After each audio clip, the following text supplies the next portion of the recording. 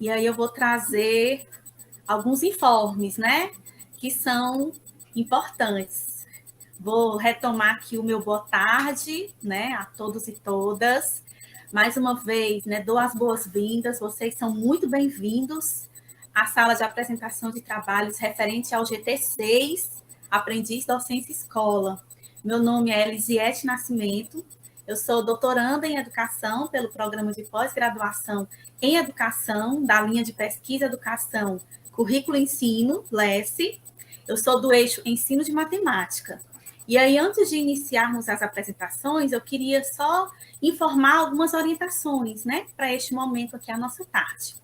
Nós iniciaremos às 16, né, sendo finalizada aí o nosso momento de apresentação no máximo às 18.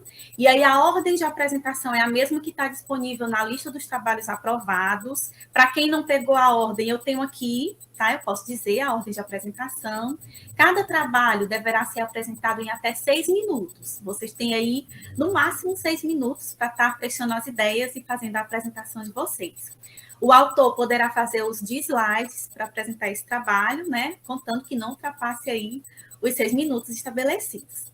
Após a sua apresentação, a gente pede, né, que mantenha aí seu microfone desligado para evitar ruído, né, interferência nas apresentações dos demais colegas.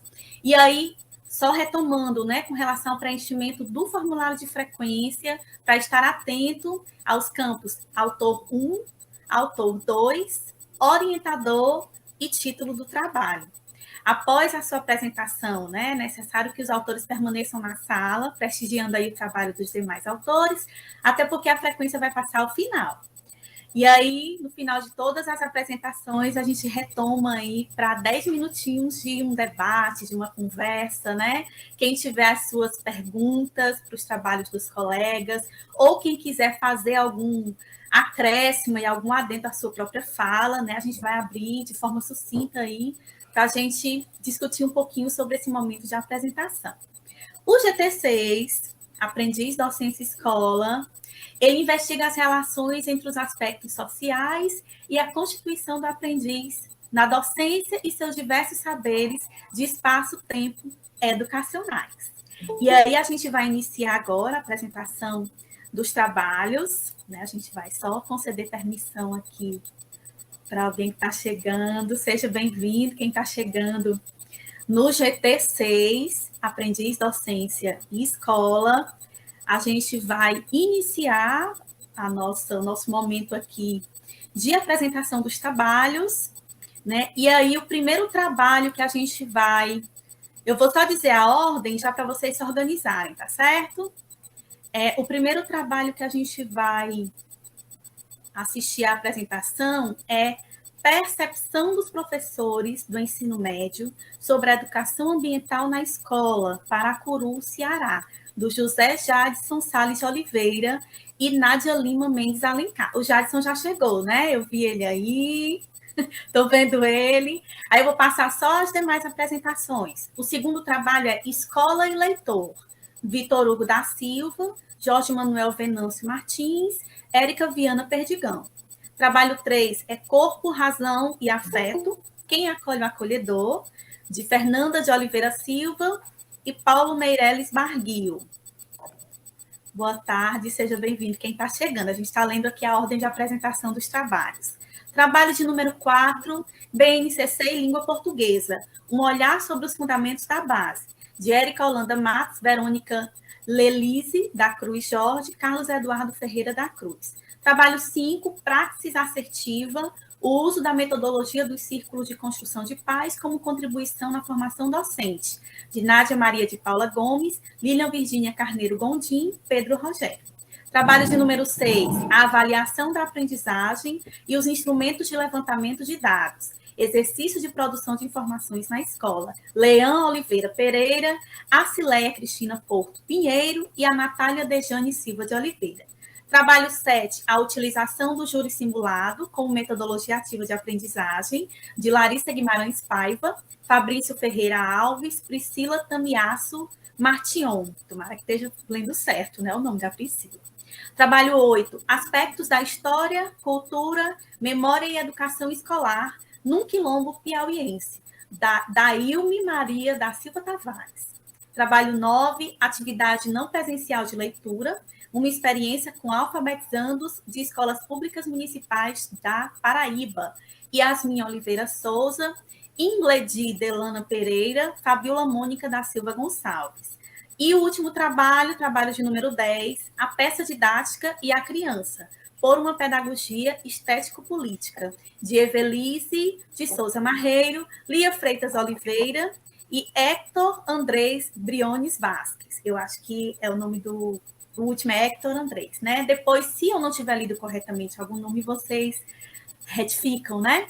Vamos iniciar agora com o trabalho de número 1, percepção dos professores do ensino médio sobre a educação ambiental na escola, Paracuru, Ceará, com José Jadson Salles de Oliveira. Lembrando que vocês têm 6 minutinhos, eu vou aqui cronometrar, tá bom? Fiquem à vontade. Jadson, pode começar. Bom, boa tarde a todos que se encontram aqui na sala. Agradecer primeiramente a oportunidade de participar deste evento e falar um pouquinho, né, desse meu trabalho que vai falar, né, vai dizer, trazer para a discussão a percepção dos professores do ensino médio sobre a educação ambiental na escola.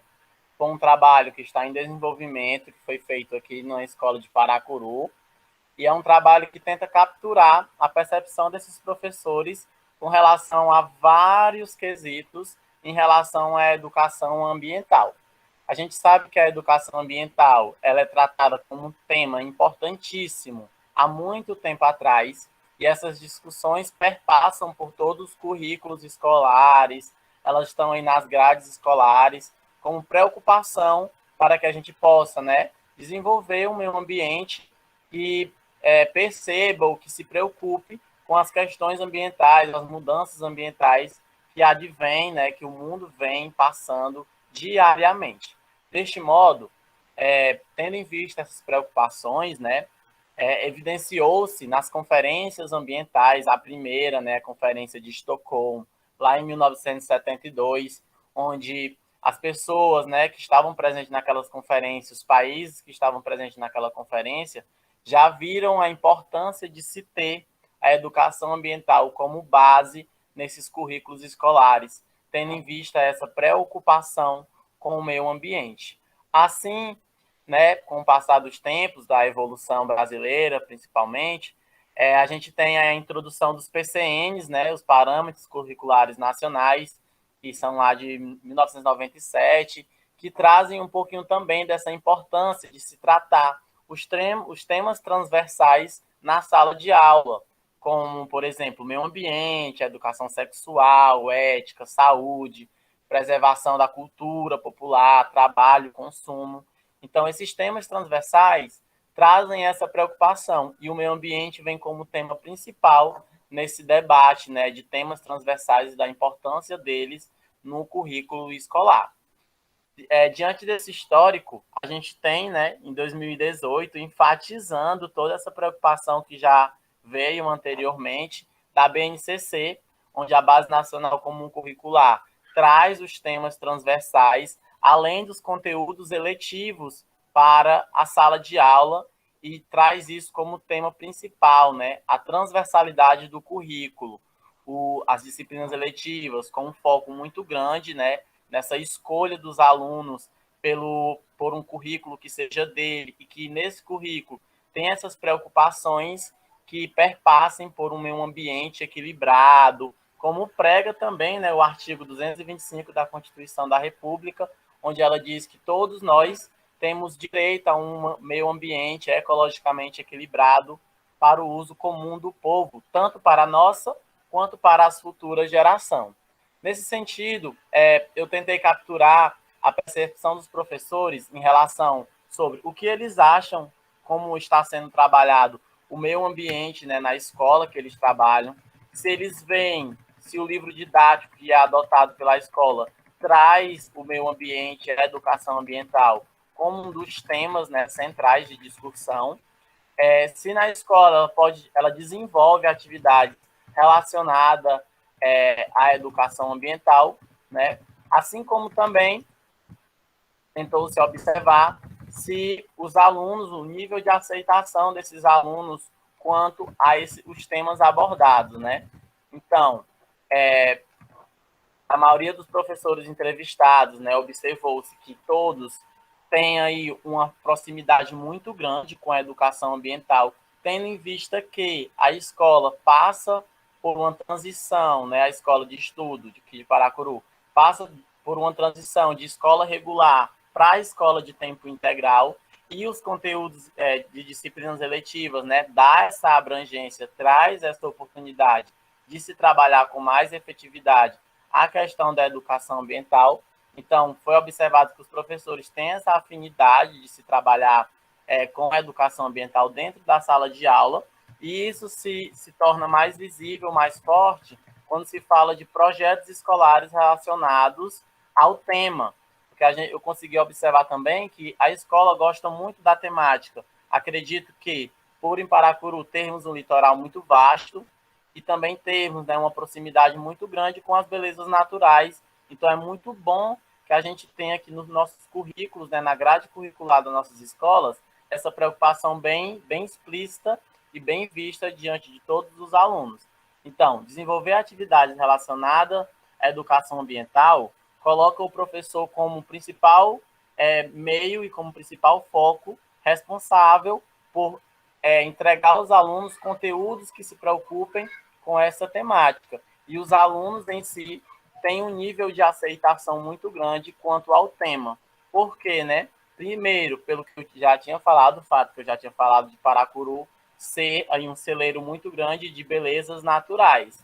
Então, a gente tem essa problemática. E relacionado ao livro didático, o livro didático ele apresenta assim, muitas questões, né, de educação ambiental, e ele traz essa preocupação, e dentro do livro didático os professores também conseguem trabalhar a educação ambiental na escola de um modo geral, ok? Então, espero que vocês tenham compreendido um pouquinho do meu trabalho, e no final estou aberto aí à discussão, aos questionamentos, ok? Obrigado a todos e até mais. Obrigada, Jadson. Parabéns aí pela apresentação, pela linha de raciocínio que você seguiu.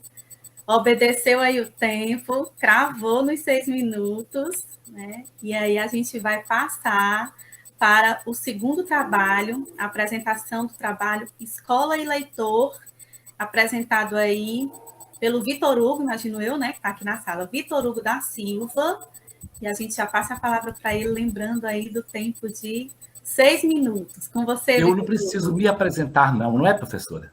Não, que a gente já sabe seu nome completo, Vitor Hugo da Silva.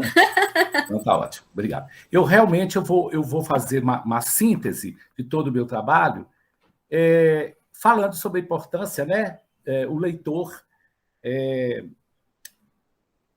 Então, eu vou começar pela importância da leitura em sala de aula e como que ela é ministrada na disciplina, né, da literatura com estudantes do ensino médio nas últimas décadas, através de análise e reflexão na composição de grande parte dos compêndios didáticos. Os compêndios didáticos, eles não deixam de ser, muitas vezes, meros resumos. O professor tem se apegado ao didatismo, em que faz esquecer o trabalho com o leitor, que requer uma certa perspicácia. O professor é o mediador, construindo com um cenário de expectativas e significação para esse sujeito leitor. A motivação é tudo que o aluno leitor precisa. Com o aluno do ensino médio, principalmente aquele de escolas públicas, é tão deixado de lado no que concerne à leitura. O que, na verdade, deve ser revisto é o planejamento do professor como mediador deste processo. A acomodação deixa de lado o que o professor deveria... como professor, a acomodação deixa de lado o que o professor deveria mobilizar, deixando para os alunos o entusiasmo e o prazer de ler e desfrutar dessa leitura. Explorar sempre mais. Notícias de jornal, livros, revistinhas em quadrinho, música, tanto escrita quanto oral. É necessário que o educador passe para o educando entusiasmo que passe para o aluno segurança, como também mostrá-lo que literatura é uma disciplina tanto quanto a matemática e outras disciplinas, e que esta linguagem está associada a todas as outras. É evidente que a linguagem, nesse nível inicial, participa no processo de socialização do pensamento, visto que permite trocar informações e colocar em correspondência pontos de vista e, nesse sentido, possibilita o processo de conceptualização. Entretanto, esse processo não é de uma via somente, pois ele possibilita reciprocamente o desenvolvimento da competência linguística.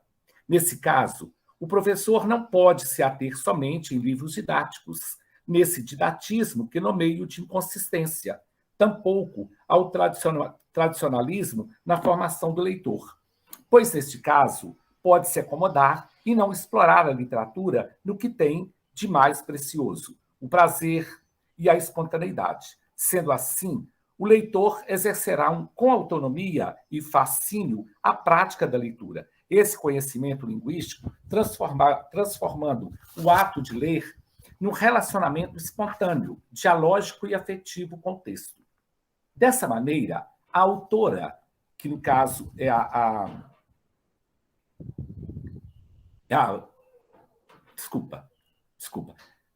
as reflexões sobre o processo de produção de sentidos vale-se pela metalinguagem desse processo.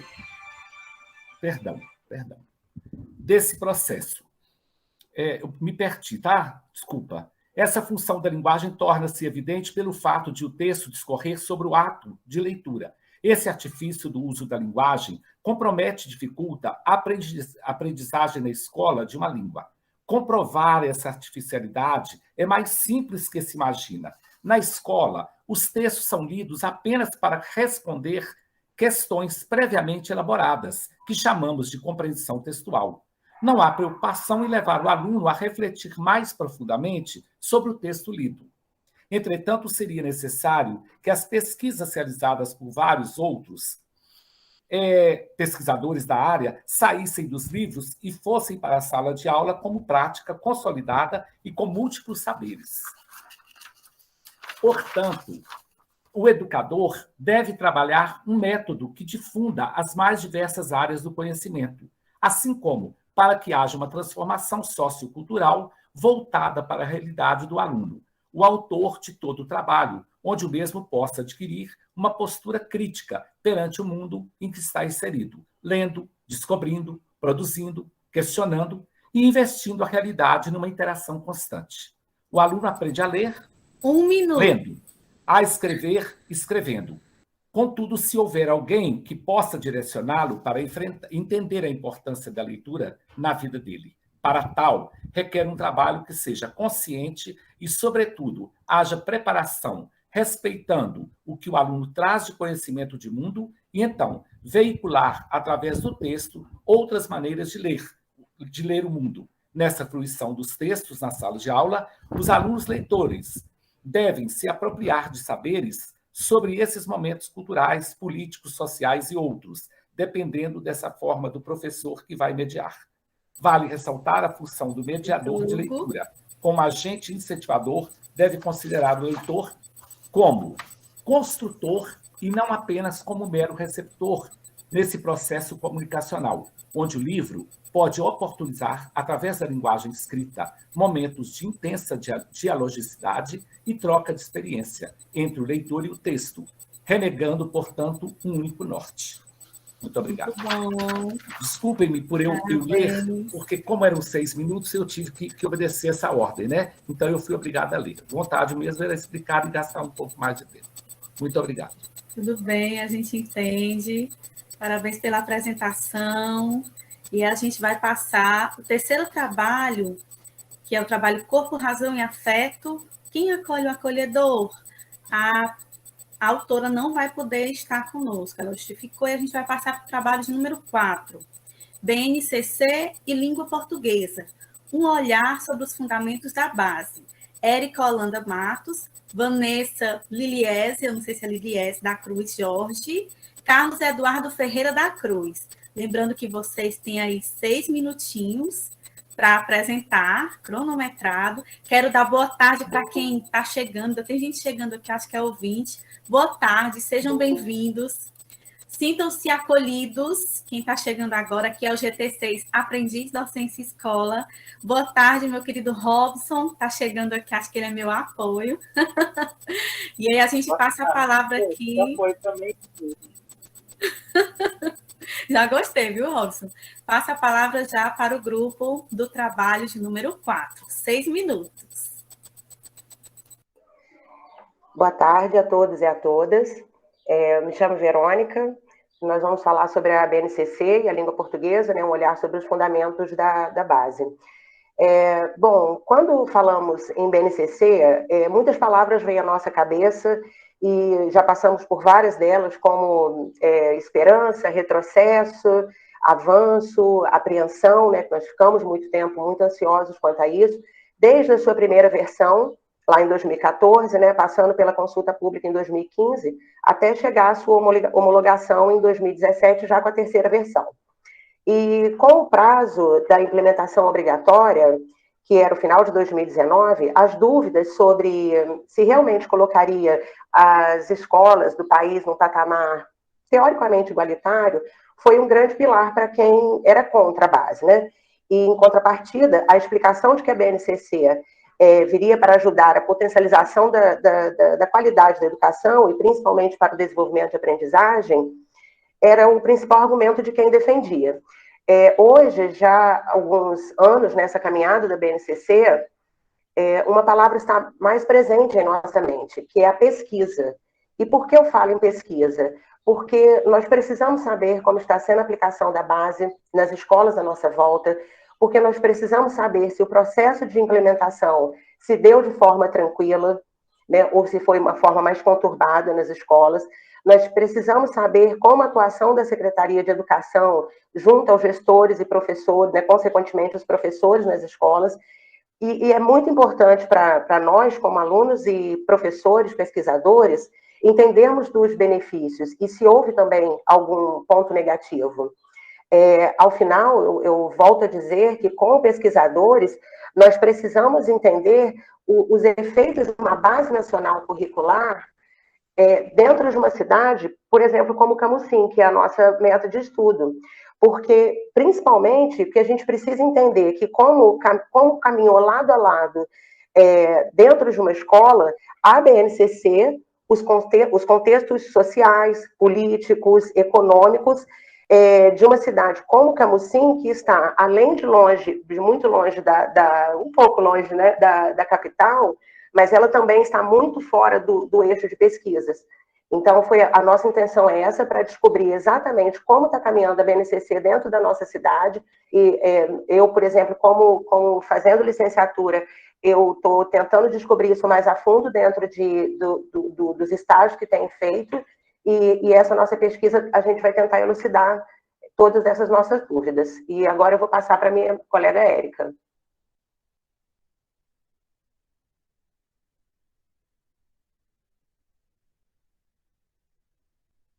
Desculpa. Boa tarde a todos e a todas. Eu me chamo Érica. E nós precisamos também compreender e analisar as problemáticas presentes na BNCC, né? Com relação especificamente ao ensino de língua portuguesa em nosso país, é possível observar uma virada pragmática desde os PCNs de 1998, dos quais a BNCC é uma extensão. Os estudos linguísticos da enunciação apontaram um caminho mais viável para a produção e compreensão linguística pelos alunos. No entanto, ainda não aconteceu essa virada enunciativa na escola, no tocante ao ensino da língua portuguesa.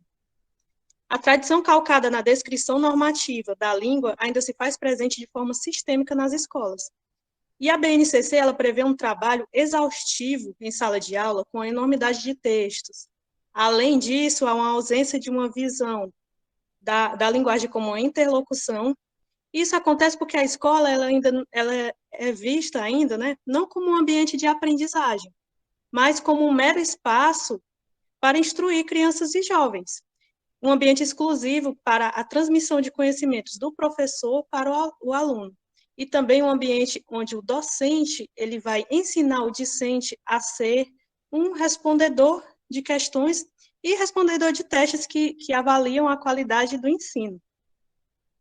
O que se percebe na prática é que nas escolas há uma educação passiva em sala de aula. Não há uma educação como prática de liberdade. Então, é um desafio urgente, na contemporaneidade, pensar na escola como um espaço propício à construção de comunidade de aprendizagem, e não é uma escola que reproduz o chão da fábrica, em que o ato de educar se limita apenas a dar aulas. Agora eu vou passar para o Carlos Eduardo. Vocês têm 1 minuto.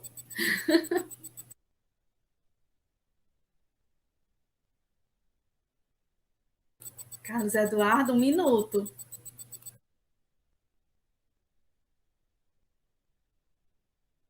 Pô, gente, desculpa, perdão aí, viu?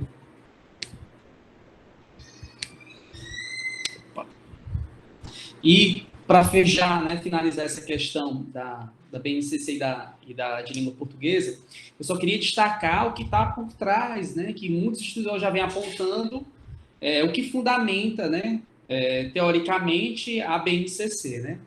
E aí eu destaco que com a economização da educação, né, ela enquadra-se perfeitamente no sistema neoliberal no qual nós nos encontramos nesse momento. Quando a gente fala de economização, a gente diz respeito ao que vai ser gastado em dinheiro e o que vai ser economizado. Então, há uma preocupação essencialmente financeira e econômica, né, vinculando essa questão educacional. Então, a escola, como eu destaco aí, ela passa a ser vista como uma empresa, né, com objetivos médios a serem alcançados. Tempo esgotado. Tá certo, tudo bem. A gente parabeniza o trio, né, pela apresentação, pela forma como vocês se organizaram aí, né, para apresentar muito seguramente o trabalho. Né? Infelizmente, o tempo é pouco, a gente gostaria de ouvir mais de todos, né? E aí a gente já vai passar a palavra para o trabalho de número 5, o autor que vai apresentar o trabalho de número 5, Praxis Assertiva, o uso da metodologia dos círculos de construção de paz como contribuição na formação docente. Nádia Maria de Paula Gomes, Lilian Virgínia Carneiro Gondim e Pedro Rogério. Com a palavra aí, trabalho de número 5, lembrando, 6 minutos de apresentação. Gratidão. Eu vou estar fazendo essa apresentação só porque a Lília está em outro espaço e o Pedro Rogério também. Eu me enviei uma apresentação de slide, não sei se chegou a tempo, se não eu vou compartilhar, né? Eu vou dialogar aqui com vocês sobre o artigo e sobre a proposta dele, tá? Ele parte de uma reflexão inicial sobre o que são os desafios da escola para o século XXI, ou da educação, né, para o século XXI. Alguns desafios, e um que eu acho que é extremamente importante a gente se atentar, principalmente para conseguir essa praxis assertiva, que é a formação de cidadãos críticos, autônomos e solidários e comprometidos, enfim, com o bem-estar. E aí a escola em si, ela tem esse desafio num contexto onde ela tem vários outros desafios e várias outras realidades a acontecer. Uma, que é a minha reflexão, é da própria formação docente, de que forma a academia ela nos forma e ela nos prepara minimamente para enfrentar os desafios contemporâneos, os desafios do dia a dia dentro de uma escola, como, por exemplo, a escola pública. O artigo ele traz uma referência sobre uma experiência vivida com a metodologia dos círculos de construção de paz, que é uma metodologia ativa, é uma metodologia dialógica, que parte de uma construção do diálogo de forma coletiva. O círculo ele é uma metodologia estruturada, didática e intencionalmente para a criação de um espaço seguro que seja suficiente para acolher alegrias, tristezas, problemas difíceis ou dolorosos. O círculo ele é um processo de comunicação estruturado e simples que ajuda os participantes a se reconectarem com a valorização deles mesmos e de outros, né, e dos outros, de maneira que todas as vozes são ouvidas em um círculo, de maneira que as pessoas se sentem à vontade para falar com verdade. Enquanto processo metodológico, o círculo ele proporciona um poder que é extremamente forte, principalmente quando a gente fala de poder na escola e poder em sala de aula, que é o poder da fala. O círculo ele nos ajuda a exercitar um poder que é um poder com, e não um poder sobre as pessoas. Não é o poder do professor sobre o aluno, mas é um poder junto. É aquilo que Vygotsky traz, é como se fosse a incorporação do que Vygotsky nos ensina, que é o homem ele não se faz homem na ausência de um outro homem. Então, o círculo ele evidencia essa existência humana, essa existência do aluno e do professor, num ambiente de escola, onde os conflitos eles acontecem, eles são necessários, eles são parte da democracia, eles são parte da diversidade, mas o conflito ele é visto de maneira pedagógica e não de maneira adversarial.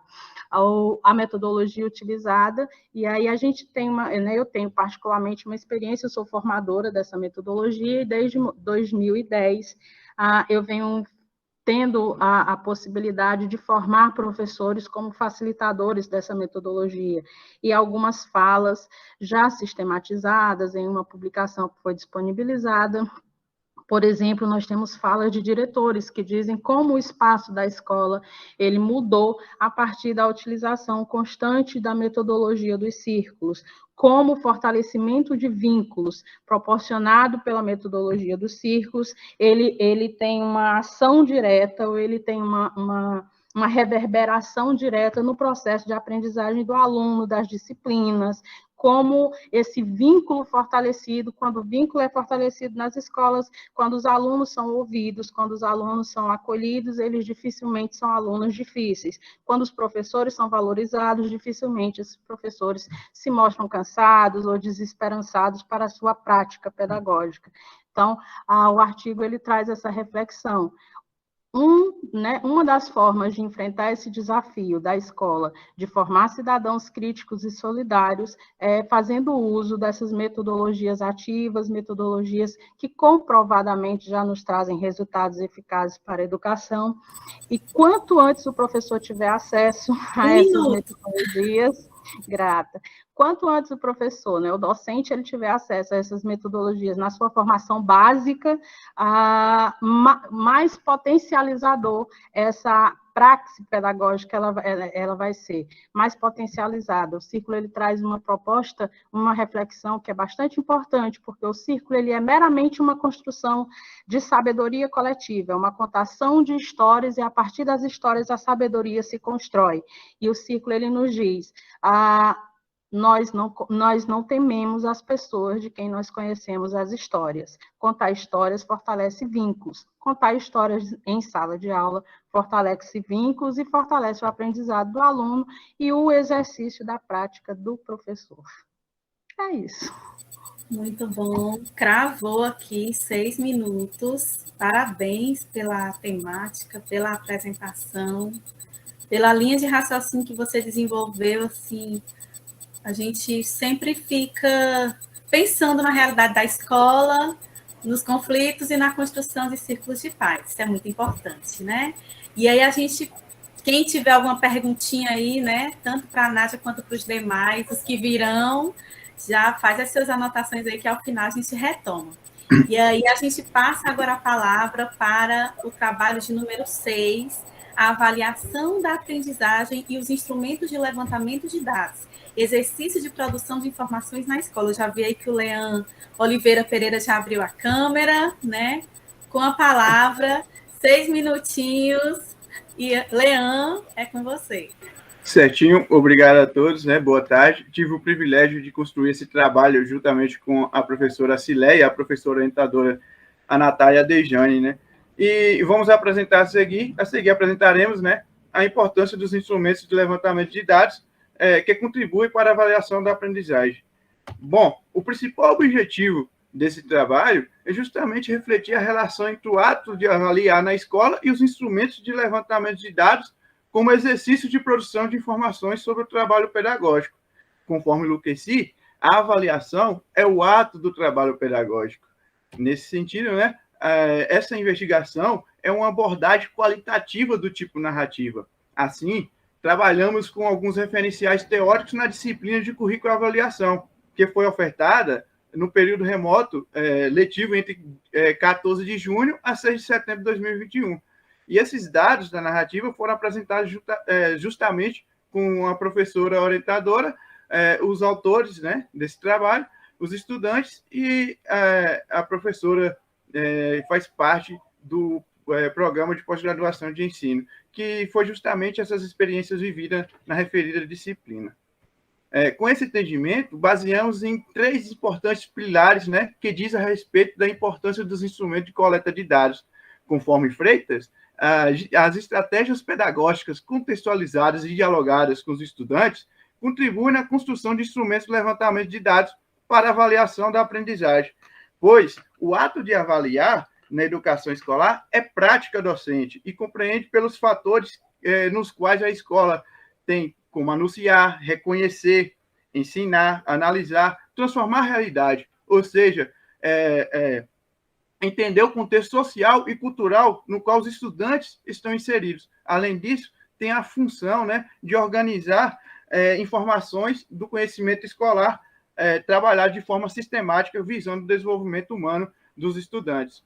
Além disso, compreendemos e concordamos com o Lucchesi que a avaliação é a própria ação no movimento pedagógico da escola. E, além disso, concordamos com De Presbiteris e Tavares, né, sobre a diversificação dos instrumentos de coleta de dados.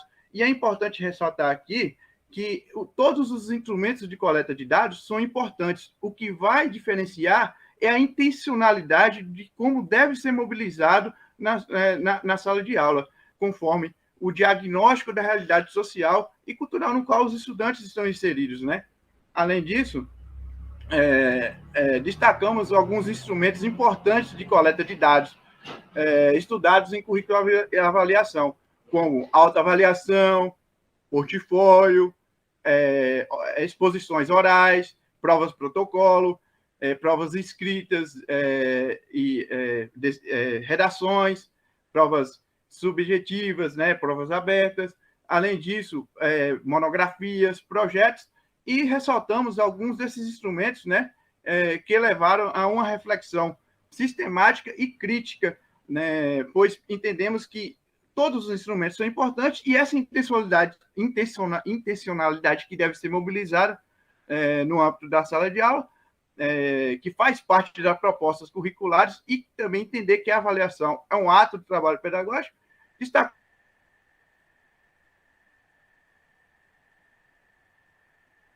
alguns.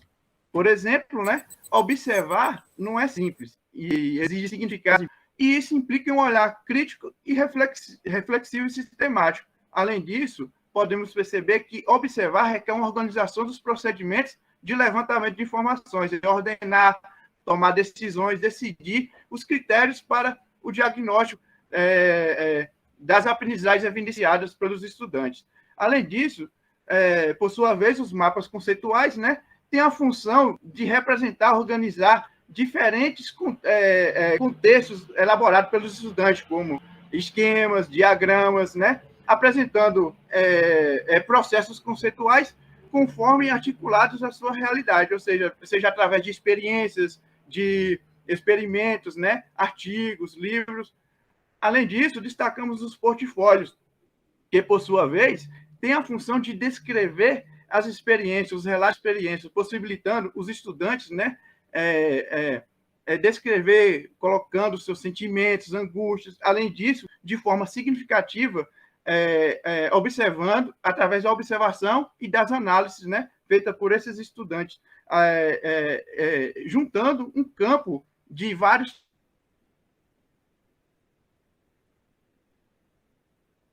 trabalhos. Nesse sentido, podemos perceber que desperta a curiosidade, a criatividade e a criatividade. Além disso, tem também os projetos. Certo? Além disso, tem os projetos, né? E os projetos faz parte dos componentes curriculares, pois é trabalhar de forma coletiva entre os docentes e discentes. Nesse sentido, percebemos que a observação é indissociável do trabalho pedagógico, né? E é base de todo o processo de avaliação, que gera reflexões e, por fim, gera escolher os instrumentos de coleta de dados, né? E, por isso, surge as análises dos dados coletados, que, por fim, vem a avaliação da aprendizagem.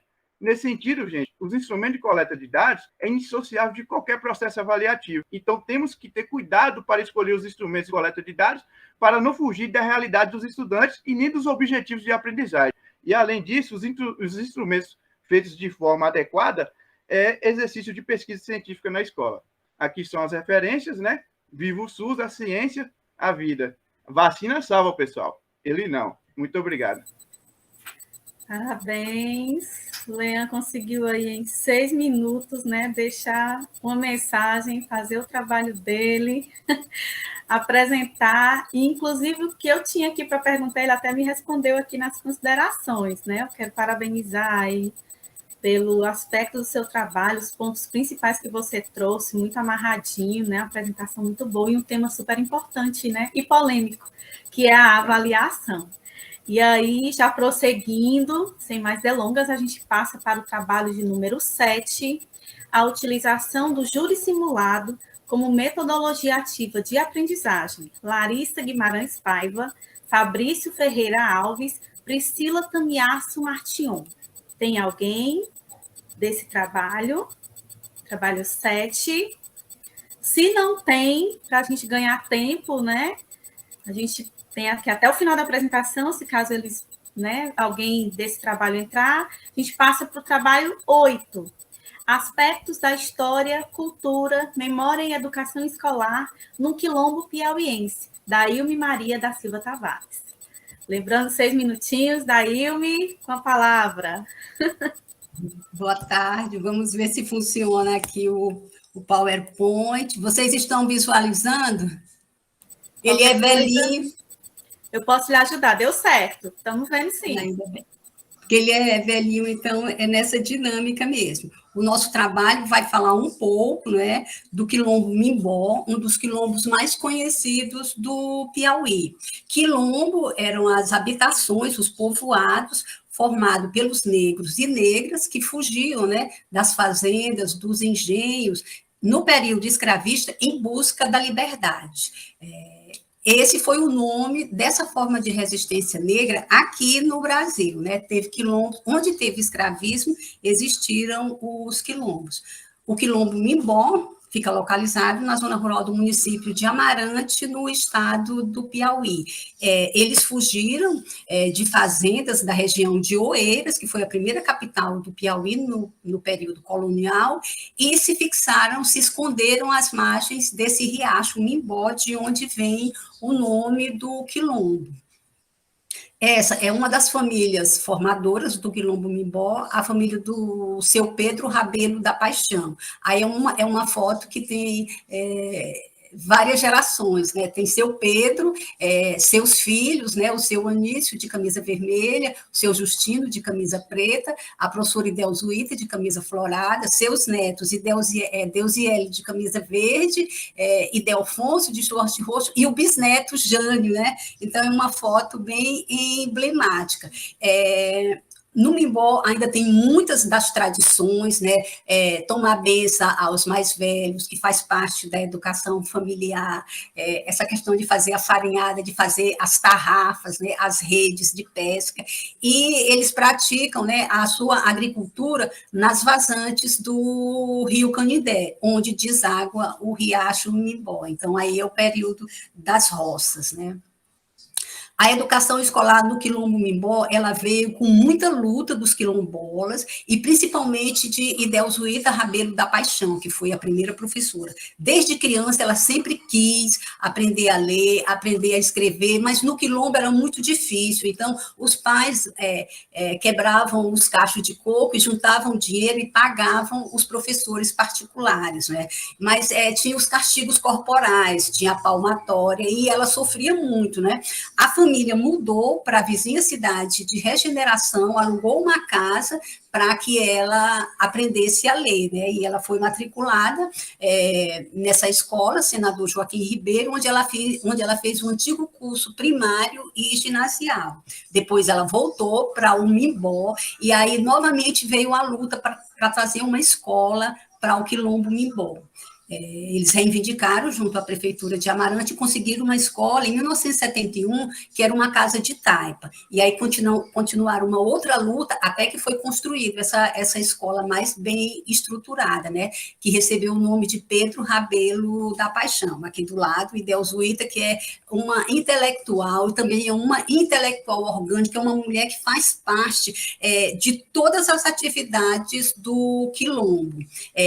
Na escola, eles têm também a questão das hortas, né, onde as crianças, desde cedo, também estão nessa área, né, da agricultura familiar. E aqui é Marta Paixão, que é sobrinha de Delzuíta, é a primeira pedagoga do Quilombo Mimbó e já é professora da escola. E aí vem uma luta que é colocar a Lei 10.639, né, cultura negra e indígena, né, que tem a outra lei, 11.645, onde é obrigatório se estudar cultura negra e cultura indígena. Só que os professores que vêm para a escola, eles vêm da cidade de Amarante, e os livros didáticos também são de Amarante, então não tem nada sobre a cultura negra. Então, é Delzuíta e Marta que centraram mesmo e lutaram para que se estude a cultura negra, né? Principalmente a história do Quilombo Mimbó. E também as lutas pelo bem viver e esse empoderamento feminino que é muito forte, o papel das mulheres no Quilombo Mimbó.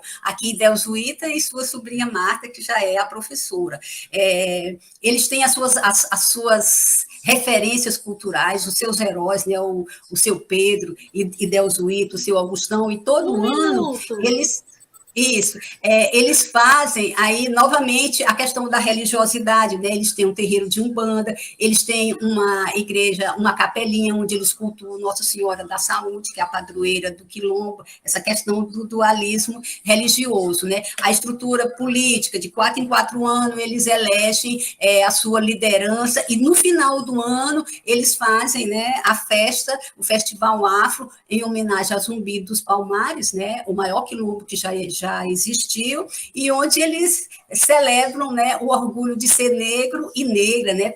Termina com a festa da beleza negra, onde se elege a negra mais bonita e o negro mais bonito, né? Aqui as nossas referências, né? Sueli Carneiro, Paulo Freire, né? Pedagogia do oprimido, mostrando que tanto negros e índios ainda sofrem essa opressão de não estudar a sua própria história, né? Nas suas escolas, né? Lélia Gonzalez, né? E também ali o meu professor no mestrado, né? O professor Kabengele Munanga, e por aí vai. Então, é mais ou menos isso aqui, é tudo muito rápido, né? Agradeço pela oportunidade, né? Tempo encerrado. A gente queria ouvir mais, todos vocês, né? Um belíssimo trabalho. E já tem elogios aqui no chat, viu, Dayumi? Obrigada. E é um tema mesmo muito interessante, né? E aí, dando prosseguimento a nosso momento de apresentação de trabalhos, a gente passa para o trabalho de número 9, atividade não presencial de leitura, uma experiência com alfabetizandos de escolas públicas municipais da Paraíba. Yasmin Oliveira Souza e Ingledi, acho que é Ingledi, Delana Pereira, Fabíola Mônica da Silva Gonçalves. Com vocês, 6 minutinhos, tá? Qualquer coisa me corrijam se o nome não for esse. E me perdoem. É Ingledi mesmo, tá certo. Vocês me avisam se tá aparecendo aí, tudo certinho? Estão me escutando bem? Sim. Então, vamos dar início, certo? Boa tarde, pessoal. Eu me chamo Yasmin Oliveira, sou aluna do 5º período do curso de Pedagogia da Universidade Estadual da Paraíba, que é localizada em Campina Grande. E a gente vai apresentar um pouquinho do nosso trabalho, né? Que foi feito em conjunto com a Ingrid e com a professora Fabíola Gonçalves, que está aqui presente também. E aí, vou apresentar um pouquinho. A gente deu o título de Atividade Não Presencial de Leitura, uma experiência com alfabetizandos de escolas públicas municipais da Paraíba.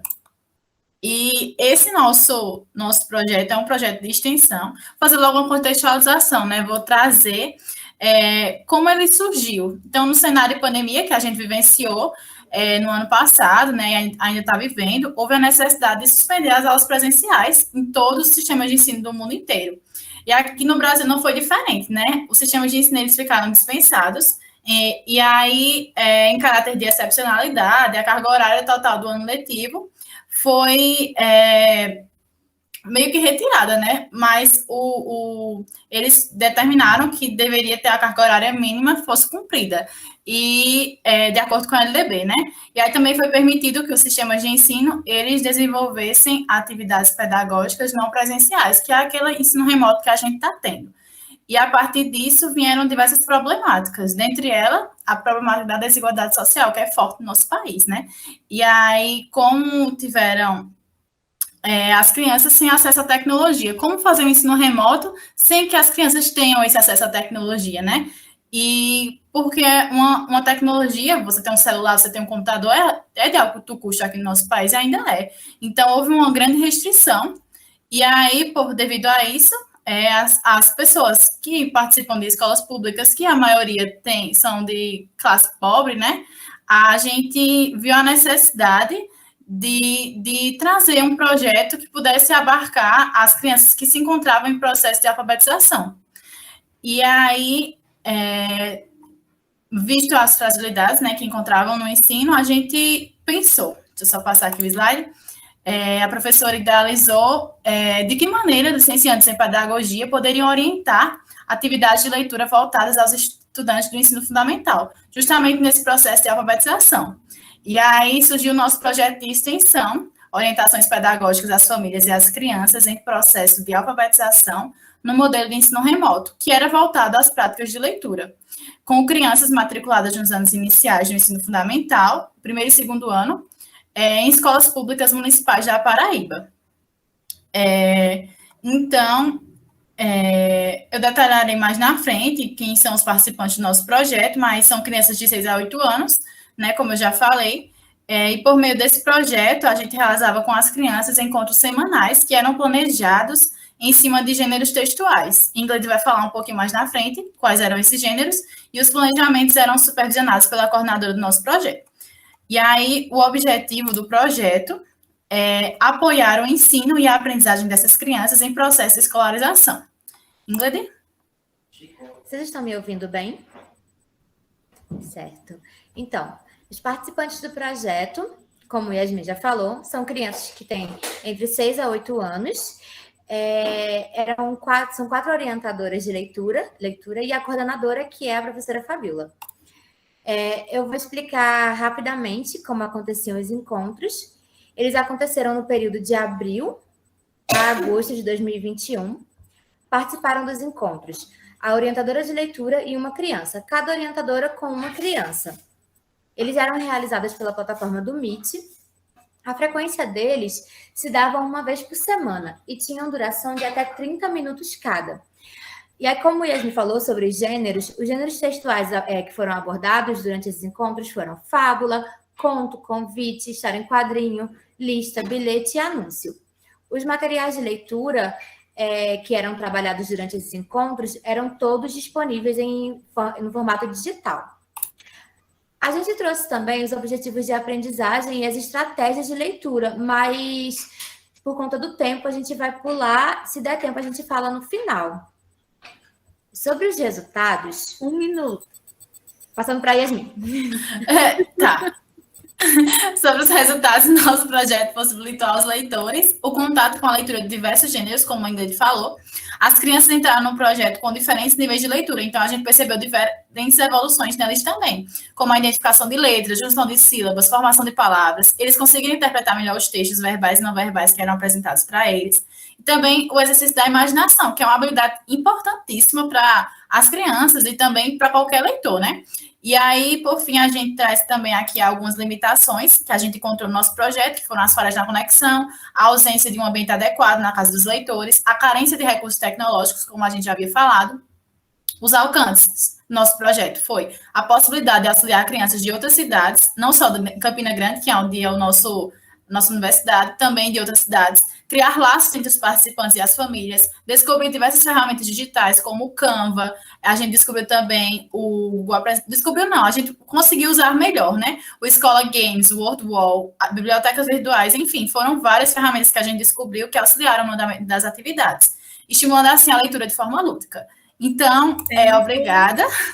Obrigada. E aqui é o nosso contato, nosso e-mail, alguma informação, alguma dúvida, estamos aqui para tirá-las. Obrigada, viu? Parabéns, meninas, pela apresentação. Até a apresentação foi lúdica, né? Professor alfabetizador é assim. E pela temática que vocês trouxeram aí, tão importante, né? Uma etapa tão importante aí da educação básica, que é o processo de alfabetização num momento de pandemia, né? Parabéns.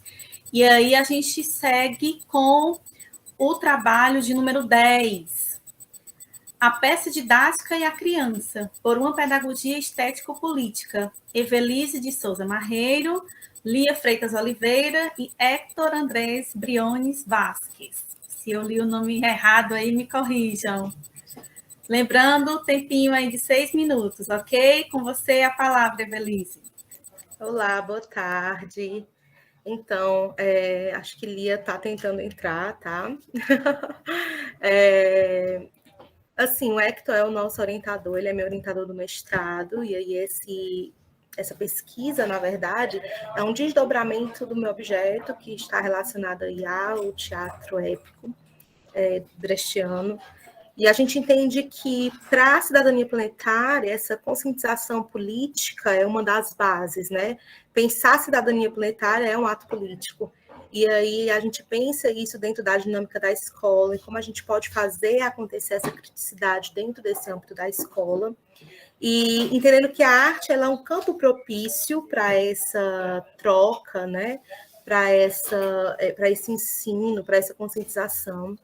E dentro das artes a gente encontra o teatro também, e aí o teatro brechtiano, que Brecht foi um encenador, um dramaturgo, enfim, né, um artista alemão, que se preocupava muito com essa formação crítico-política e estético, né, é realmente uma tríade, não se separa dentro do trabalho dele, propondo essa conscientização do meu local político, né, do que eu posso fazer, que atitudes eu tenho que tomar, não só a criticidade a partir do tá tudo errado no país, né? E aí, tudo errado.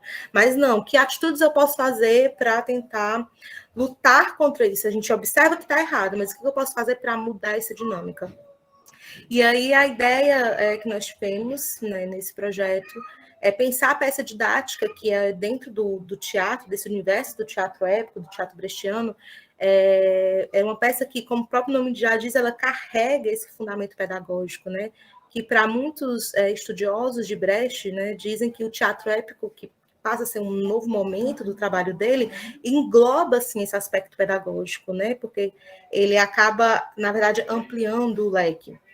Então, a gente entende essas peças didáticas como peças dentro desse contexto do teatro de Brecht, que são capazes já são propícias para a gente propícia para propor é ótimo, né? Mas elas já têm uma linguagem própria que permite que a gente consiga articular, né, esse pensamento crítico. Dentro desse universo, escolhemos a peça Aquele que Diz Sim, Aquele que Diz Não, que propõe realmente um embate crítico diante de uma situação chave, que a pessoa precisa tomar uma decisão, dizer sim ou não, como o próprio nome diz, e entendendo as consequências daquilo.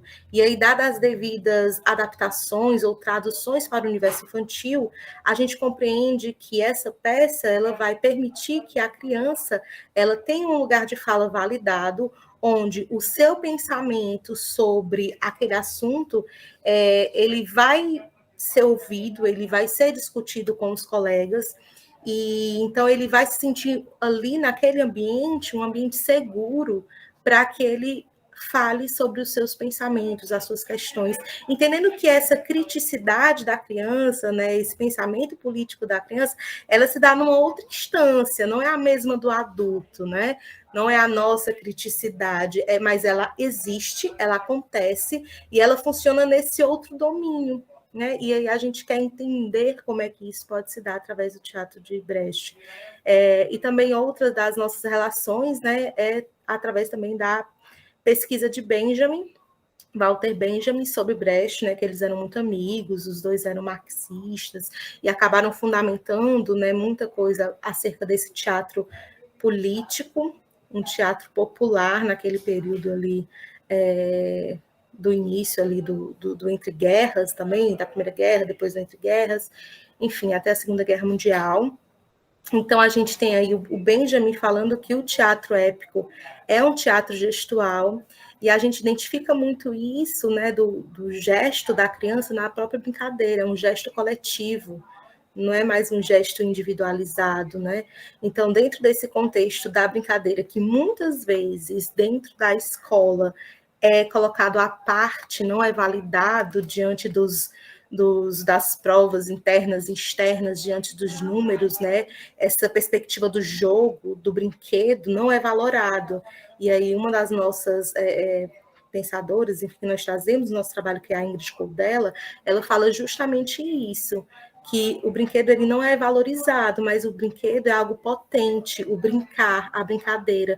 E o teatro, ele dá essa oportunidade, essa perspectiva do jogo, da ludicidade, e através disso, a gente usar esse jogo, né, como esse elemento de formação para a criticidade, né? Então, nossa pesquisa é sobre isso, né? Sobre essa escuta ativa da criança, sobre essa formação crítica, entendendo que ela se dá numa outra instância, nessa instância infantil, nessa investigação de como a peça didática, né, do Brecht, ela pode ajudar nessa conscientização política, pedagógica, estética, dentro desse contexto infantil. Acho que é isso. Travou aqui. Obrigada pela atenção.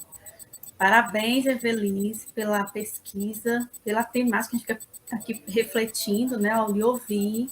Conseguiu aí ter uma boa gestão do seu tempo. E aí eu volto aqui para saber se já chegou alguém do trabalho 7, que foi o que ficou faltando, né? A utilização do júri simulado como metodologia ativa de aprendizagem. Tem alguém do trabalho 7? Tem sim, é Larissa. Ah, que coisa boa, pronto. Porque eu vi que tinha gente entrando, assim, vou perguntar aqui no final, vai dar certo. Pois, Larissa, você já está com a palavra, lembrando que são 6 minutos de apresentação. Tá certo. Bom, o meu trabalho ele foi um júri simulado com alunos do ensino médio, certo? Eu posso compartilhar uma tela? Esse trabalho, ele foi um trabalho desenvolvido minha monografia, certo? E aí, a gente fez esse trabalho, eu vou falar bem rápido, porque eu acho que senão não vai dar tempo. A gente fez esse trabalho, desenvolveu esse trabalho, porque os alunos, eles estavam muito desinteressados e apáticos devido à pandemia do Covid-19. Então, nós tentamos criar uma metodologia ativa que despertasse o interesse dos alunos para a dinâmica e a contextualização dos conteúdos. Eu sou professora de Química, então eu fiz o júri simulado, ele foi trabalhado com... Deixa eu só achar o slide aqui, gente, me desculpa. Ele foi utilizado com o tema a explosão causada pelo nitrato de amônio lá no porto de Beirute. Eu consegui colocar algumas matérias com algumas matérias de química, né? Com esse trabalho para a gente contextualizar. Então, eu usei funções inorgânicas, nomenclaturas de sais, reações de neutralização, decomposição e termoquímica. Hoje, está muito difícil você dar aula, porque os alunos eles não estão muito interessados. E isso se agravou muito com a pandemia. Então, foi uma tentativa de melhorar a desenvoltura dos alunos. E, para minha surpresa, a gente fez um cronograma, né? Eu não dei o júri simulado, não. Foi desenvolvido todo um cronograma para tentar despertar o interesse deles, que foi a utilização de filmes, aulas expositivas, pesquisa sobre os conteúdos do nitrato de amônio. Depois foi feito um sorteio e a organização dos grupos, né, onde eles eram divididos em júri, réu, juiz, né, com essa estrutura aqui, certo? E aí tiveram várias ações até chegar no júri simulado. O trabalho ficou bem interessante. Os alunos, eles tiveram 90 minutos de apresentação e eu fiquei assim, muito feliz com o encerrado do trabalho, porque os alunos que não ligavam o microfone, não abriam câmeras, não estavam nem aí para as aulas, eles realmente participaram de forma ativa, né?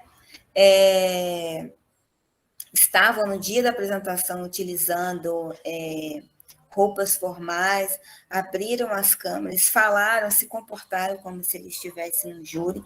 Então, eu acho que é muito importante o professor fazer esse papel de incentivar o seu aluno a sair daquela metodologia ativa, ficar só, né, no quadro, exercícios e prova, tem que ter alguma coisa para a gente mudar esse mecanismo e despertar o interesse dos alunos. Então, meu trabalho foi basicamente isso. Teria muita coisa para falar, mas em 6 minutos fica bem complicado. E é bom que eu trouxe uma contextualização, né? Com as disciplinas, com a matéria que eu estava utilizando, com um acontecimento que aconteceu, né? Lá em Beirute, lá no porto de Beirute. É isso. Aí eu estou sob a orientação do professor Fabrício e professora Priscila. Excelente apresentação. Conseguiu ser bem sucinta, né? Ainda saiu aqui com um saldo de 1 minuto. Parabéns. E aí a gente vai abrir esse momento para as perguntas. Eu tenho uma perguntinha assim para fazer, mas eu queria saber se tem alguém também que quer fazer alguma pergunta para algum trabalho de algum colega.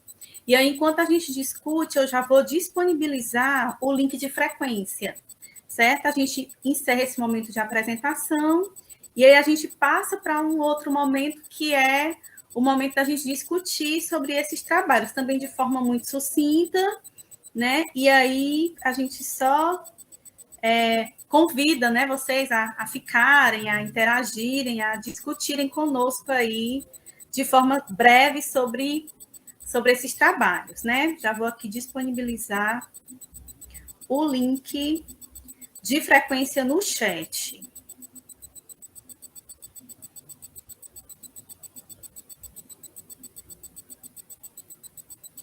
Prontinho, já coloquei aqui o link de frequência para vocês já irem preenchendo, né? O link das apresentações. Quem é autor 1, autor 2, né? Estejam atentos a esses campos.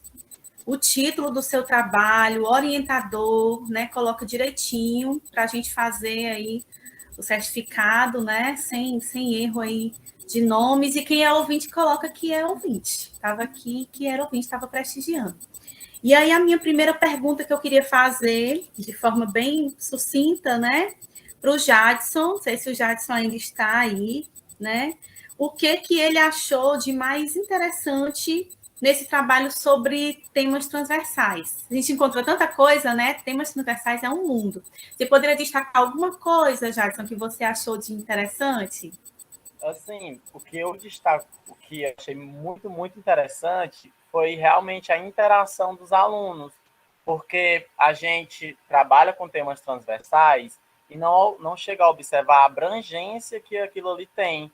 E muitos professores, às vezes, trabalham com temas transversais e ficam se martirizando, dizendo, eu não trabalho com temas transversais, mas trabalha e não percebe, porque é tão sucinta a diferença, mas também, claro, que existe aquelas exceções e etc. Mas é muito sucinto trabalhar. E quando o tema é educação ambiental, é bem fácil colocar, por exemplo, em disciplinas que a gente não vê o meio ambiente muito propriamente dito, como matemática.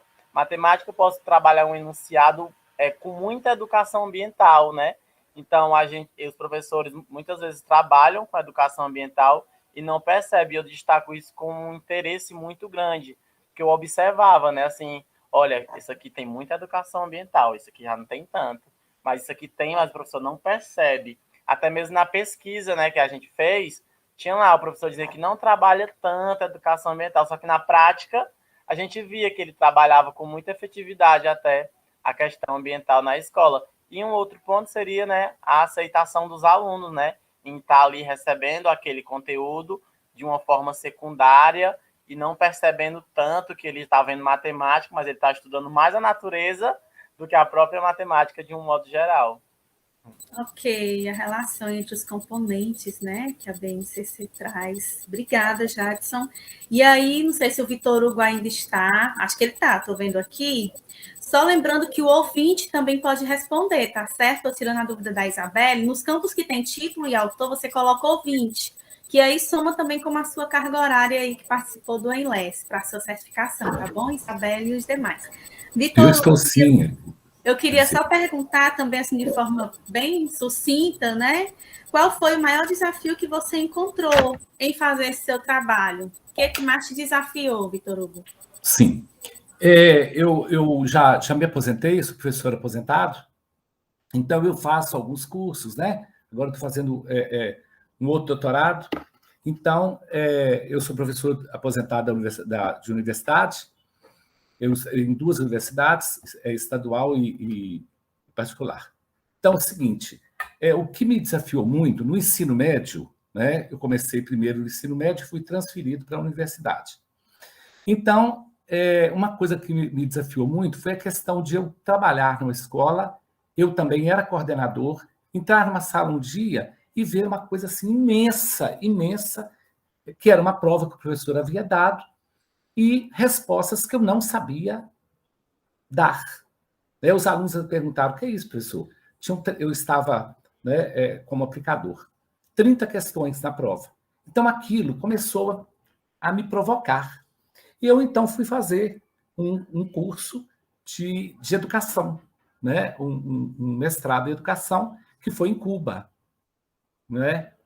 Embora não tenha sido reconhecido no Brasil, tá? Eu tive que fazer um outro mestrado depois aqui.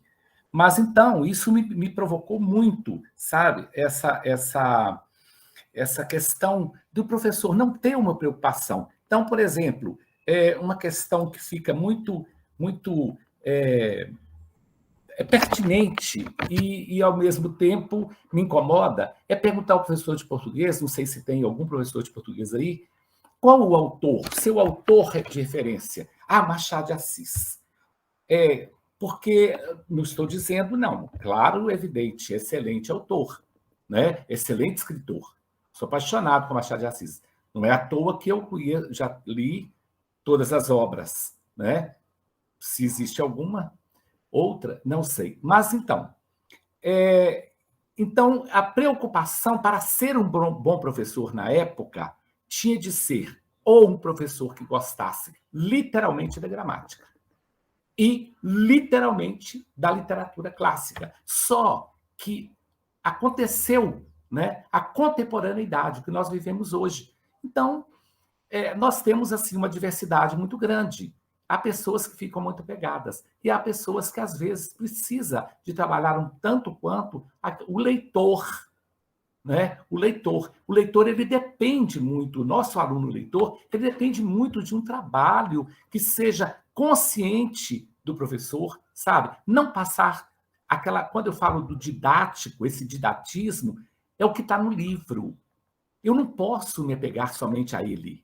Ele é importante. A escolha do livro, de língua e literatura, ele é importante. Mas depende muito daquilo o que é que eu vou fazer com esse livro didático e que eu posso proporcionar, além desse livro, para o meu aluno.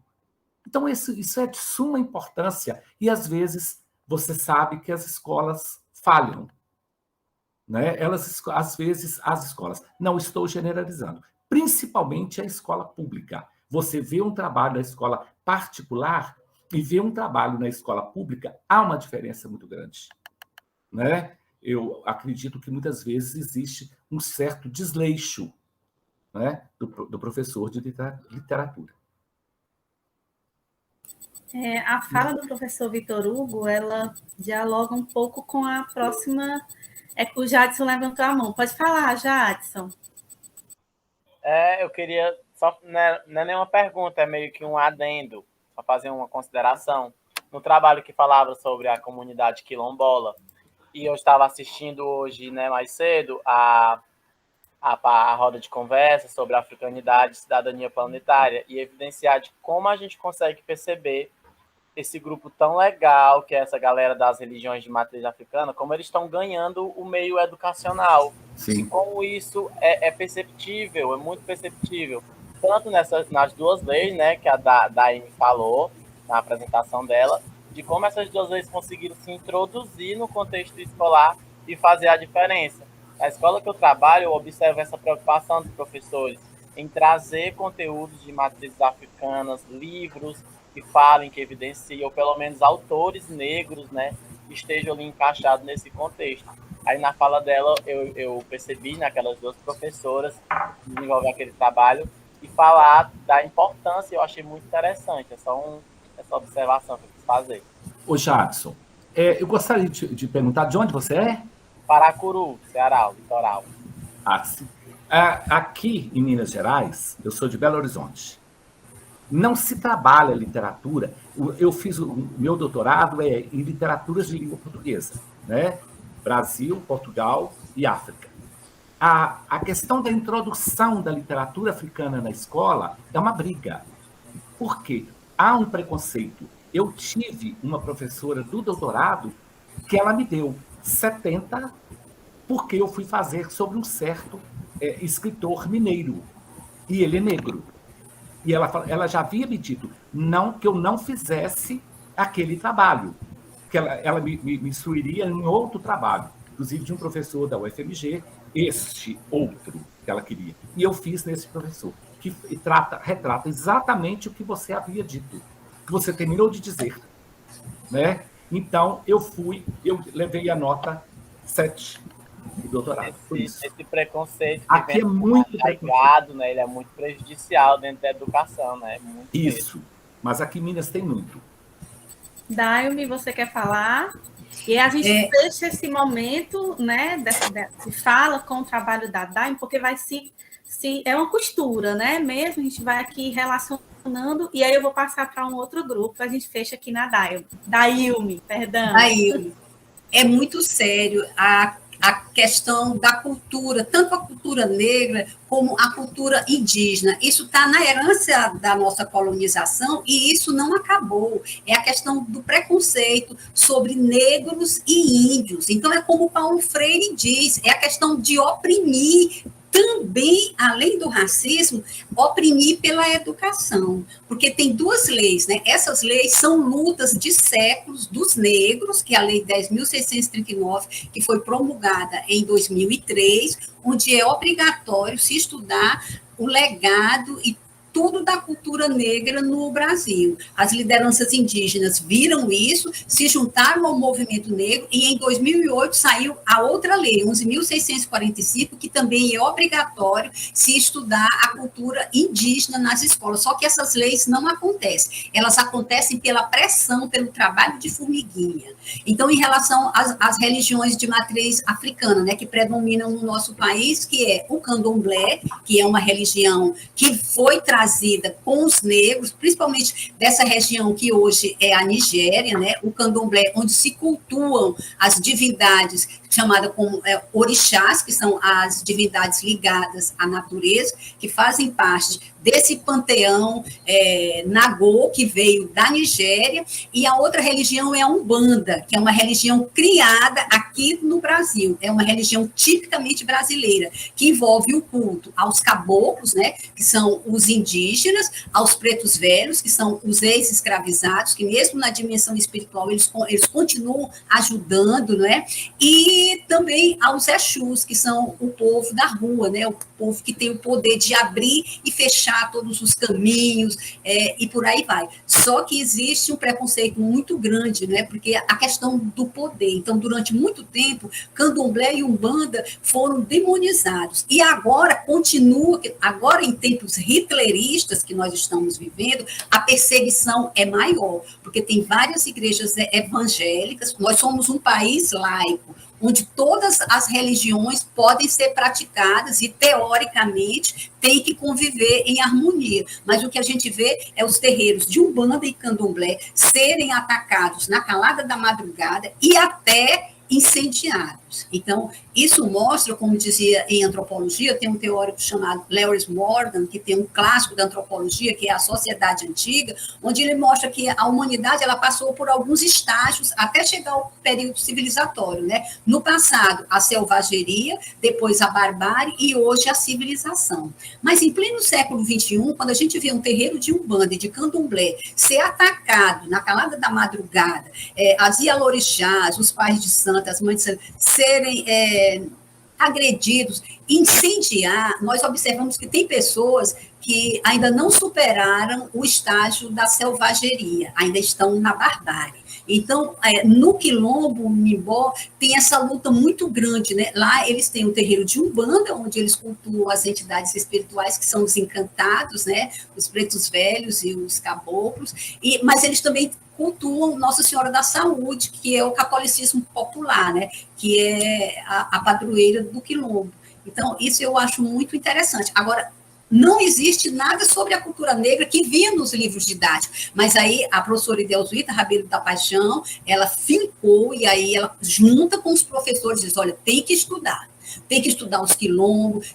Então, nós juntamos, que eu fiz o meu mestrado sobre o Mimbó, e fizemos uma espécie de pequeno livro trabalhando essa herança dos grupos que foram trazidos para o Brasil, os negros bantos, né, de Angola, do Congo e Moçambique, os sudaneses que vieram da Nigéria, do antigo reino do Daomé, que hoje é o Benin, né? E essa herança que nós temos, né? E também a história do Quilombo Mimbó. Mas esse trabalho é feito com luta e com muita pressão, porque oficialmente não existe espaços para se estudar com essa luta que teve algumas mudanças, e nos livros de história já aparece alguma coisa sobre a África, sobre o Egito, e por aí vai, e alguma coisa sobre a cultura indígena. Isso é muito sério. Parabéns pela reflexão, né, por esse momento de fala que vocês trazem aqui, que se coaduna aí com a nossa palestra Roda de Conversa da Tarde, né, que foi apresentada no canal da Alesse. E aí eu não sei se a Verônica, ou a Érica, ou o Carlos Eduardo ainda estão por aqui. Eu tinha uma perguntinha, a Verônica eu estou vendo aqui, o Carlos Eduardo também. Pode falar. Eu tenho uma perguntinha, né? Vocês trouxeram a BNCC e a língua portuguesa, né? Que eu ia até fazer o gancho a partir da fala do professor que antecedeu a discussão, né? Aqui, minutos antes. Eu pergunto para vocês colocam a BNCC, que é um documento atual, né, norteador, e vocês problematizam a escola como um espaço de transmissão ainda de conhecimento, né? Isso é muito forte, né? A escola como aquele ambiente, historicamente, aquele local que foi institucionalizado para a transmissão de conhecimento. E aí eu pergunto a vocês, esse documento é um documento norteador, é um documento novo, que trouxe uma cara nova para o que ensinar, como ensinar, a partir aí dos seus conteúdos, habilidades. Eu sou professora da escola pública, eu sou formadora da educação básica da escola pública. E aí eu pergunto para vocês, né? Vocês acham que, mesmo os gêneros textuais sendo trabalhados a partir dessas práticas de linguagem, né? Da BNCC, ela continua ainda, esse documento continua ainda apontando para uma formação a partir de uma transmissão de conhecimento, ou que isso vai muito da prática do professor?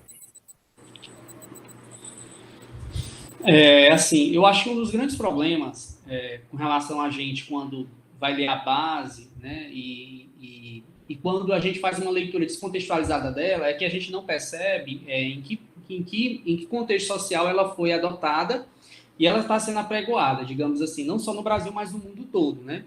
E aí, quando a gente faz um estudo sobre a necessidade de uma base comum, a gente vai perceber que ali já por volta da década de 40 e de 50, né, ali nos Estados Unidos, em especial com a escola de Chicago, né, nos economistas, eles vão estar já divulgando, né, e disseminando ideias de que era necessário investir no capital humano. E aí o que é que acontece? Então, desde lá para cá, a economia ela vem interferindo, né, e sendo meta e sendo parâmetro para o que se deve ser ensinado ou não. Resultado, né, de o que a gente chega de formas práticas. Hoje em dia, e aí é um dos grandes problemas que a gente já encontra, e tem muitas críticas da BNCC, é que ela vem para sistematizar e fomentar uma prática de aprendizagem voltada para o preenchimento, né, de simples e meros testes de avaliação de larga escala. Então, a nossa crítica vai a isso. E aí, o que é que acontece?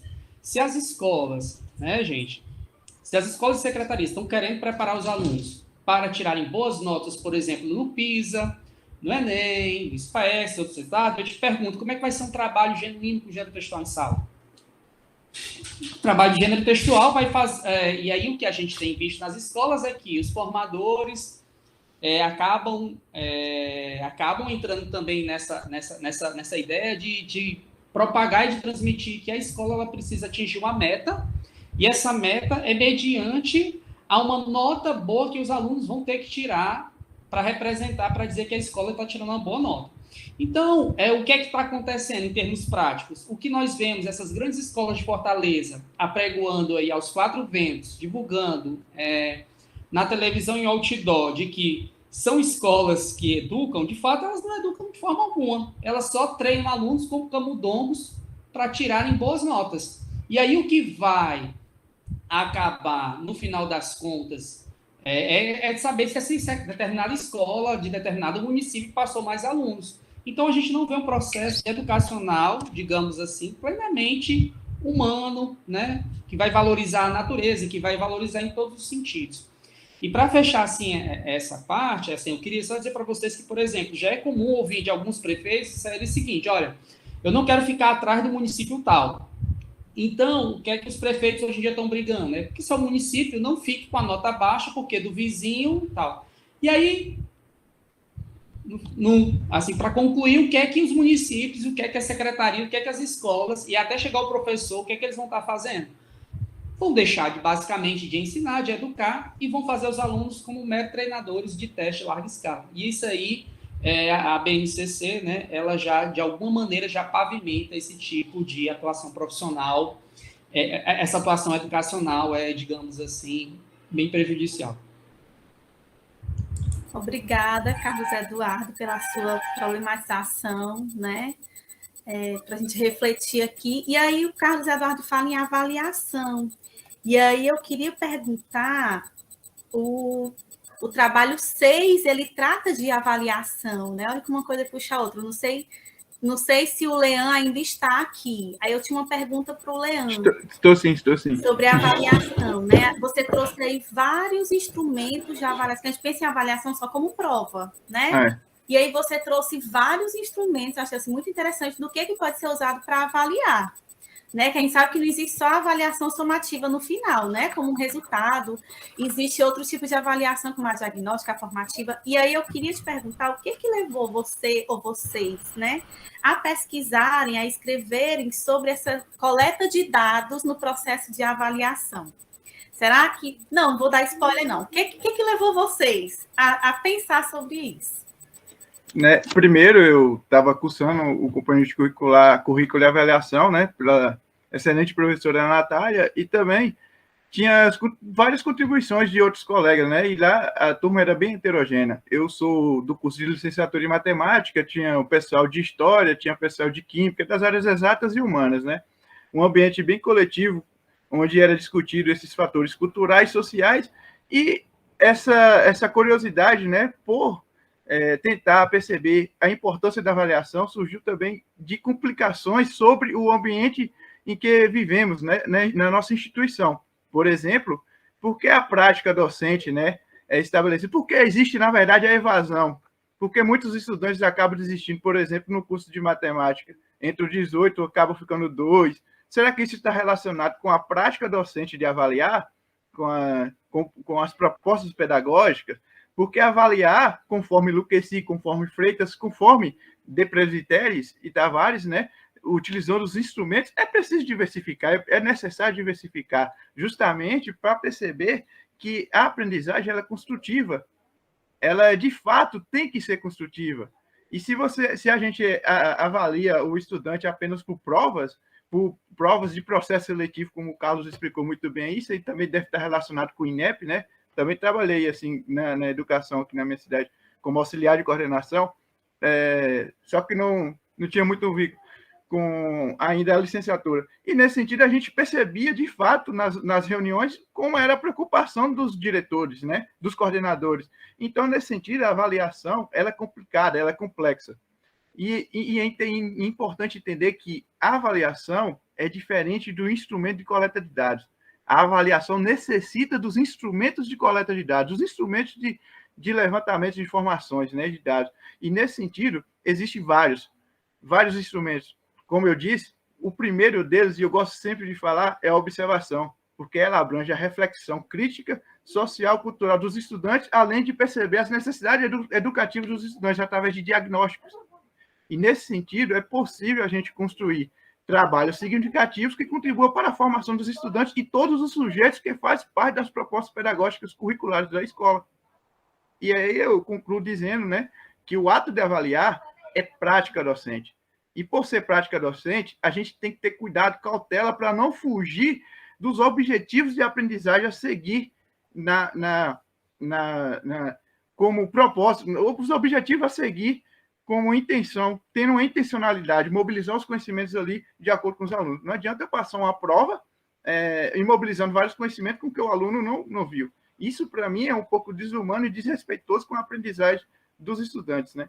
E, nesse sentido, é interessante pesquisar vários tipos de instrumentos a serem utilizados e perceber que a avaliação, o ato de avaliar, a avaliação, na verdade, é um ato do trabalho pedagógico, né? E também avaliar é prática docente. Eu acho que é isso.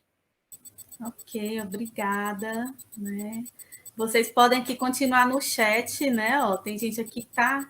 Né? A discussão está continuando aqui no chat, isso é muito bom, esse grupo é bem dinâmico, né? Eu fui aqui presenteada. Eu queria perguntar para a Nádia, ela está aí, né? Eu estou vendo aqui, Nádia de Paula, sobre o trabalho dela, se ela tinha alguma experiência que ela poderia destacar, né? Aí, com relação à temática da metodologia dos círculos de paz e a mediação de conflitos na prática de alguma escola. Teve algum destaque assim, que você gostaria de fazer, de forma sucinta? Tem sim. No próprio artigo eu cito de uma experiência em que eu fui a formadora dos professores e de um grupo de alunos e pais de alunos como facilitadores de círculo dentro do espaço da escola, tá? Uma experiência de Trairi, que aconteceu em 2018, mas desde 2010 eu sou instrutora dessa metodologia, então desde 2010 eu trabalho com projetos de intervenção, a gente chama de intervenção no espaço escolar, a partir de modelos de prevenção à violência, fazendo uso das práticas restaurativas, mais especificamente os círculos de construção de paz e em algumas experiências a mediação escolar. Então, aqui em Fortaleza, em outros municípios do estado do Ceará, em outros estados também do Brasil.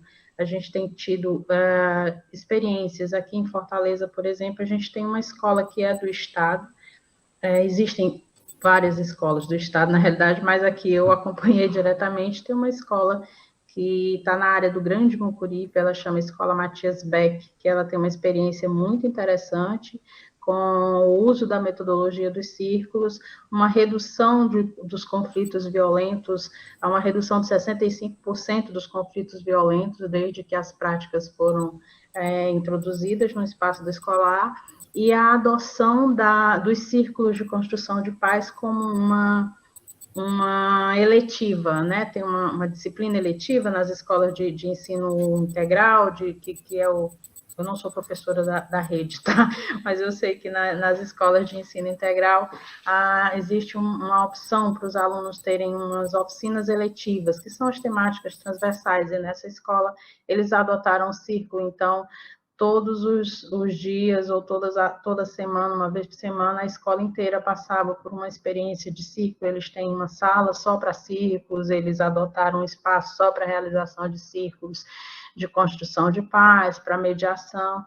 Então, é uma experiência muito interessante. No Trairi, isso já virou política pública municipal, então já existem professores destinados pela própria Secretaria de Educação só para realizarem círculos, fazer esse acompanhamento dos círculos. Então, hoje, no estado do Ceará, por exemplo, nós temos 42 células de mediação escolar implementadas em escolas dos diversos municípios. A proposta é que a gente consiga fazer isso com todos os municípios, com toda a rede, mas temos avançado bastante nessas experiências. O fato é que há uma redução significativa das situações de conflitos violentos. A gente não utiliza a terminologia e cuida para que isso não aconteça, de prevenção de conflito. O conflito ele é necessário, é rico, é potencial. Sem conflito não há democracia, não há exercício da democracia, mas a prevenção ao ato violento, né? Quando o conflito não é bem trabalhado, a escalada do conflito provavelmente vai se dar para um ato violento. Então, essa prevenção, sim, é possível por meio dessas metodologias. Obrigada, importantíssimo. E a gente fica aqui na torcida, né? Que essas políticas cresçam e que sejam implementadas aí em todas as escolas públicas do Brasil. Por que não sonhar, né? Professor, ele é sonhador, né? A gente fica aqui no desejo de que tudo dê certo, né? E aí eu tenho aqui uma pergunta para a Yasmin, não sei se ela ainda está aqui. Estou vendo aqui. Yasmin, vocês trazem a questão da leitura, né, não presencial, né? Eu também sou alfabetizadora e eu pergunto para vocês, essa experiência, ela foi para vocês, ela foi exitosa? Por quê? Ou se não foi, por que não? Com certeza. Deixa eu só ver se eu consigo abrir minha câmera, mas Elisiete, né? A gente até destacou no nosso trabalho que a gente submeteu, porque assim, eu sou uma das orientadoras do projeto, eu, a Ingrid também, então a gente conseguiu aprender, assim como eu disse, a questão das plataformas, a gente conseguiu utilizar, aprender que existem outras possibilidades, a gente pode utilizar também, exemplo, no ensino presencial, quando voltar, Deus quiser, essas ferramentas, entendeu? A gente pode misturar isso, a gente pode trabalhar tanto a questão da leitura, quanto a gente pode pegar jogos e trazer para as crianças, para a gente contextualizar tudo isso. E aí a gente aprendeu a usar novas plataformas, como eu falei, o Escola Games é um site riquíssimo, que traz leituras, traz jogos, o WordWall traz diversos jogos que a gente até consegue criar novas coisas também. Eu criei uma roleta, foi riquíssimo. A gente criou... WordWall. Eu vou até colocar aqui no chat para que vocês conhecem, né? Você é professor de matemática, então vocês sabem muito bem também. E aí a gente utilizou muitas coisas. A gente, por slide, né? A gente tinha bibliotecas virtuais, a gente trazia o livro, e eles ficavam encantados, assim, vendo os livros, tentavam ler, que é o mais importante, né? Nosso projeto é para incentivar a leitura. Então, só você vendo, assim, as fotos, a gente tem vários registros. É maravilhoso, muito bom. A gente, não volta às aulas, agora no período das férias, né? A gente trabalhou com eles essa questão com a roleta, a gente produziu uma roleta, colocou assim, para eles lerem a roleta. Qual é a comida que você mais comeu nas férias, que você mais gostou? A brincadeira que você mais brincou? Então, aí eles iam participando com essas ferramentas, entendeu? Então, muito interessante. Eu acho que essa questão de aprender mais coisas novas, assim, com a tecnologia, que foi o que mais me encantou. A gente percebe o teu encantamento por essas ferramentas. Assim, eu poderia destacar na tua fala, né? Eu pensei assim, mas assim, o que foi de exitoso para a aprendizagem das crianças? Mas a gente precisa também pensar na aprendizagem do docente, daquela pessoa que ensina, né? E parece assim que o que mais encheu seus olhos foram as aprendizagens relacionadas ao docente, mobilizadas ali no docente, para que ele possa exercer a prática dele de alfabetizar. Confirma? Com certeza, assim, não só para a gente, como para as crianças também, porque assim, como elas estão nesse processo, as aulas não aconteciam. A gente sabe que as escolas públicas, elas não estão tendo aula como é para ser, como nas escolas particulares acontecem. Então, no máximo, o que acontecia era, as professoras deixavam atividade nas escolas, as crianças iam pegar, e não tinha esse contato professor-aluno. Então, a gente conseguia ter com eles, nesses encontros de 30 minutos semanais, a gente conseguia conversar com eles. Então, o pouco que a gente tinha era muito para eles. E aí eu vejo que tanto para a gente quanto para eles foi muito bom esses encontros. Excelente, muito boa a sua fala. E aí eu acho que a última aqui que eu ia perguntar sobre o júri simulado, ela não está mais aqui, acho que ela saiu. Para fechar esse momento, né? Eu queria só perguntar o trabalho de número 10 da Evelise, né? Vocês trabalham teatro mesmo com as crianças? São crianças de que idade os alunos? Da peça didática aqui. Sim, curiosa, viu? Sim, a ideia é trabalhar realmente teatro, né? Eu sou do teatro, eu sou licenciada em teatro. Lia está aqui, eu acho. Lia é da filosofia. Ali ela vai poder falar talvez um pouco sobre isso, né? Aí a gente se encontra, eu estou no mestrado, ela está no doutorado, a gente faz essa conexão bacana através do Benjamin, né? Uma ponte importante aí para a gente. E sim, trabalhamos, a ideia é trabalhar o teatro, a gente não definiu uma faixa etária, né? Mas a gente pensa assim, entre os 7 e 10 anos, naquele início ali dos primeiros anos do ensino fundamental, né? E que é quando a criança ela começa a desenvolver, né, o seu eu no mundo, as suas percepções, entendendo que ela pode ter, sim, o seu lugar de fala, o que ela fala é validado, é importante para o contexto social. Então, é nessa perspectiva. A Lia pode falar mais um pouquinho. Oi, gente, perdão aqui, né? Cheguei agora, quer dizer, já cheguei já faz um tempinho, mas não pude pegar a fala aqui da colega. Mas só para dizer, né, que a gente pensou nessa relação, né, teatro e Walter Benjamin, justamente porque, assim, eu sou professora de filosofia, né, Evelise professora de teatro, e a gente viu que tinha uma relação muito forte, né, desse poder de criar uma capacidade crítica na criança, né? Mas eu acho que a Evelise explicou aqui que crítica é essa exatamente, né? Vamos dizer assim, que uma criança pode desenvolver, o que tem tudo a ver com a reflexão filosófica também, né? Com essa necessidade da gente, desde cedo, trabalhar essas temáticas, desenvolver, vamos dizer assim, essa compreensão plural da criança no mundo. E eu acho que essa visão, né, trazida pela reflexão filosófica, ela é muito bem trabalhada também através das artes, né? Que tem essa vivência mais corpórea, que tem essa vivência mais prática mesmo, presencial, né? Então, foi por isso que a gente decidiu, né, fazer essa relação aí entre essa proposta do Brecht e também, né, esse diálogo que o Walter Benjamin vai ter muito forte aí com as produções artísticas dele, né? Mas é isso, gente. Muito obrigada. Eu estava aqui tentando me despedir da Dailme, né? Acho que ela já saiu. Bom, nesse momento eu me despeço de todos vocês, né? Assim, muito grata por todos que ficaram até o final, que contribuíram aí na discussão, que se colocaram no chat, né? Em nome do Enlace, quero agradecer, né? No próximo Enlace nós aguardamos vocês de novo. Foi uma alegria recebê-los, poder discutir com cada um que está aqui representando aí o seu estado, a sua cidade, né? Isso é cidadania planetária, né?